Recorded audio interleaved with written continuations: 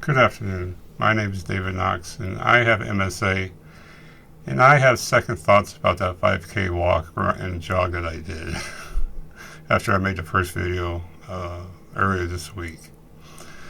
It's become very apparent that sensations of the body, the autonomic body control system, is not working the way it's supposed to, obviously, because we have MSA. But the first episode I really had of this was body temperature, overheating or being too cold. And really, the second part of that I had was when I was out of town and I had second-degree burns on the bottom of my feet because I did not sense the heat at all. And that was a good 15-20 minutes before I felt anything, right? Until I actually felt deeper layers of the skin being burned off and falling. Well, after that 5K, I made a video, the Mission MSA 5K, I made a video and said, I'm either blessed by God or because of my family, or I'm just strong. I had a few reasons for maybe why I didn't feel bad at all. It was the best day I've ever had with MSA. And you can probably hear my voice right now, but I'm very tired. The reason is very simple. It took 2 complete days, about 48 hours, for me to feel the cramps and Charlie horses on my legs from walking and jogging that 5K. I felt absolutely nothing for the first 2 days, and here comes the third day, and I felt like I just got done running. Like you normally, somebody that's not in shape, let's say, that's what it felt like. It hurt very, very, very bad. My lower back hurt in places that I know hurts when I run and jog. They're different from my surgery, but certain places hurt. And the absolute cramps and the meniscus and kneecaps, they were on fire. They were hurting so bad, and they still do, which is why right now I'm still a little medicated from trying to keep these things from getting worse. So, just like the delay in sensitivity I had with burning my feet, which only took 20 minutes, now it took 2 days for me to actually feel the consequences of walking a 5K and jogging a 5K out of shape with MSA. I'm not in shape, right? Mind over matter. I'll still complete it. It'll hurt. But I wondered why my abdomen did not hurt at all. Legs didn't hurt. Knees didn't hurt. Feet really didn't hurt except for one sore. Neck, nothing. I mean, I had a little high blood pressure issues, but it didn't really, affect me. I felt like a normal human being. So we know that MSA causes delays in body sensations, and those things could be, like I said before, orthostatic hypotension. It drops suddenly, but it doesn't register through your brain till much later. Bladder dysfunction, right? There's so many times where I haven't gone pee to the bathroom all day, and all of a sudden it hits you, 10 hours later, and if you move, you're going to pee your pants, so you got to sit there and wait for it, to try to get by. And that's the same thing for number 2. I don't know if I have to go to the bathroom and take a number 2 until the delayed sensation, my colon and large intestines are getting full. It gets up to my stomach where it's so full it starts to hurt. Then I know I have to go. A really, really delayed sensation. That one's like up to a day. Temperature regulation, right? We can be too hot and too cold. I don't even feel, as mentioned on some of the Facebook chats we had today and yesterday, I don't feel my feet are cold. And yet they're dark purple and black from freezing, from the body temperature and not regulating my feet. And that's been going on forever. I mean, I haven't felt my cold feet for days at a time. So it's not out of the realm of possibility that what happened at the 5K walk and and jog took a couple of days to affect me because it hurts like hell. It really does when you, especially when you're out of shape with MSA. And there was one other particular thing that happened that caught my attention. Um,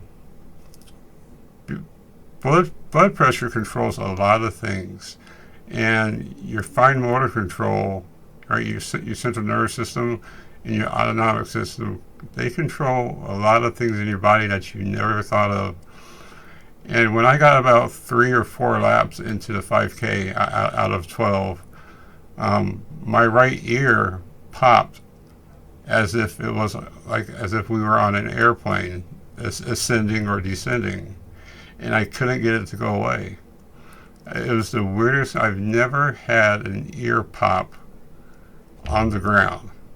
Right, it was always in an airplane going up in the sky or coming down, and that's where I kind of realized something was off with my body, but I just didn't know it yet. And I was doing some reading, and it says the Eustachian tube is a narrow passage that connects the middle ear to the back of the nasal cavity and throat. It helps regulate air pressure in the middle ear and drain fluid. So when you swallow or yawn, the Eustachian tube opens briefly, allowing air to enter and equalize the pressure in the middle ear, which is what you experience when you're in a cabin or like an airplane. It further says that in people with MSA, the autonomic nervous system, which controls involuntary functions like that, such as blood pressure and heart rates, can be affected. This can cause fluctuations in blood pressure that can lead to changes in the pressure of the middle ear.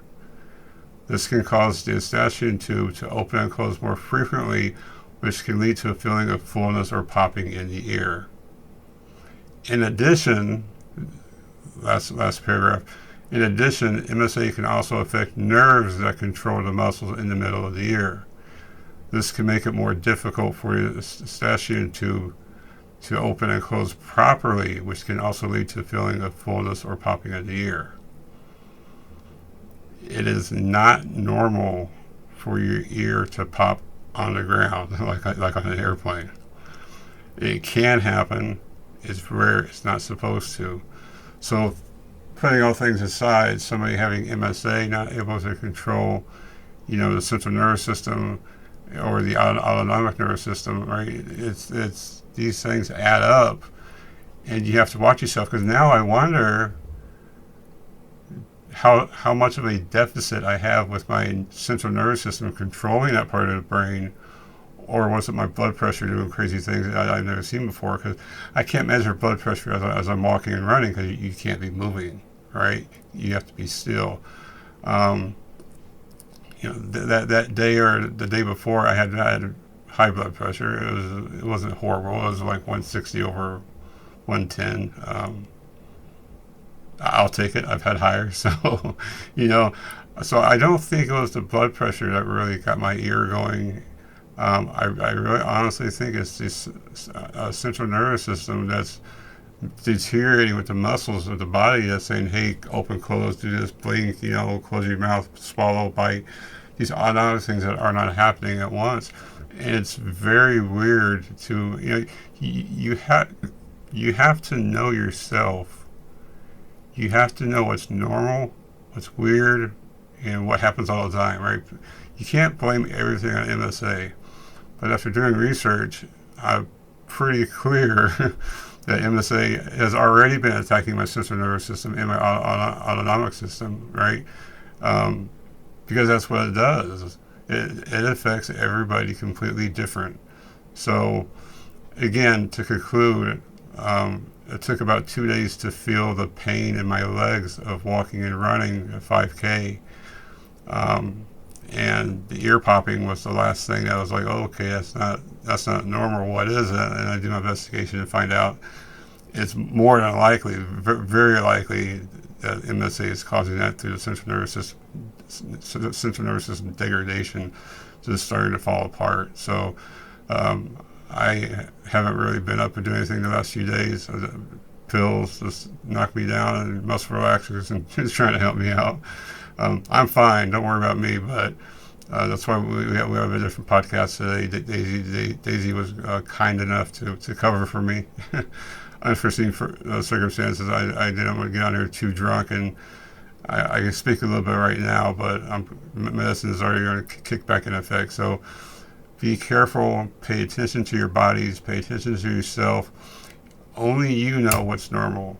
I know that when I run before MSA, my abdomens would always hurt because I didn't hurt enough. I didn't run enough to stay in shape, so I expected them to hurt.